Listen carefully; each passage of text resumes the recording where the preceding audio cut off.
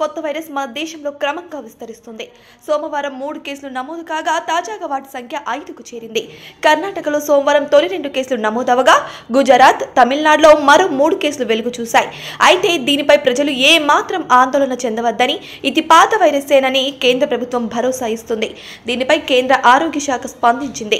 భారత్తో సహా ప్రపంచవ్యాప్తంగా హెచ్ఎంపీవీ ఇప్పటికే వ్యాప్తిలో ఉందని కేంద్ర ఆరోగ్య శాఖ తెలిపింది. మిగతా శ్వాసకోశ వైరస్ల మాదిరిగానే ఇది ఉంటుందని, ప్రజలు ఆందోళన చెందాల్సిన అవసరం లేదని పేర్కొంది. బెంగళూరులోని ఓ ప్రైవేట్ ఆసుపత్రిలో 2 చిన్నారులకు ఈ వైరస్ సోకిన విషయం తెలిసిందే. అయితే చెన్నైలో కూడా మరో 2 శిశువులకు ఈ వైరస్ సోకినట్లు నిర్ధారణ అయ్యింది.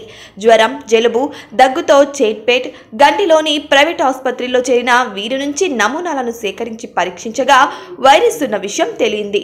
అయితే రాజస్థాన్కు చెందిన 2 నెలల శిశువును గుజరాత్లోని అహ్మదాబాద్లో గత నెల 26న చేర్చగా సోమవారం హెచ్ఎంపీవీ బయటపడింది. మొదట్లో వెంటిలేటర్ అలాగే రాజస్థాన్కు చెందిన 2 నెలల శిశువును గుజరాత్లోని అహ్మదాబాద్లో గత నెల 26న చేర్చగా సోమవారం హెచ్ఎంపీవీ బయటపడింది. మొదట్లో వెంటిలేటర్పై చికిత్స కొనసాగించారు. ప్రస్తుతం ఆ పాప ఆరోగ్యం నిలకడగా ఉందని అంటున్నారు వైద్యులు. దేశంలో ఇప్పటి వరకు నమోదైన కేసులకు దేశం దాటినట్టు ఎలాంటి హిస్టరీ లేదు. కానీ వ్యాధి బారిన పడ్డారు పసిపిల్లలు.